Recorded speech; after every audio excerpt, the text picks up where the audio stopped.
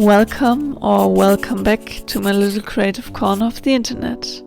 And welcome to Junk Journal January, day 14. Today's prompt is balance. Let's grab our junk journals and let's start getting creative together. Today I decided to use this spread that is a bit of a collage from some old packaging paper and this old book page and just do a very quick and simple spread about balance. This one is kind of an easy, fast little illustration and quote kind of page, but I really love how this one turned out, and I feel like sometimes the more simple the spread is that I create for one of those prompts at the moment, the more I enjoy the spread. Maybe it will change up throughout the year, but I always feel like in January I really like to embrace some simplicity. So I also did talk about that in my bullet journal plan with me for January. For my bullet journal, it's definitely a theme for the last few years that I always feel like I want a more minimalistic spread and more simplicity for January, as I had so much decorations for December. And I kind of feel like it's the same for this junk journal challenge so far. I really want to keep it simple and stick with the minimalistic kind of vibes. I feel like it's not super simple, or at least it's kind of something that I have to think about a bit, but I really want to just keep the pages not too cluttered in a way. Even though it's a junk journal, it has some cluttered vibes to it in a way, but not make it too stuffed. It's kind of not my style in a way. Maybe that's also something.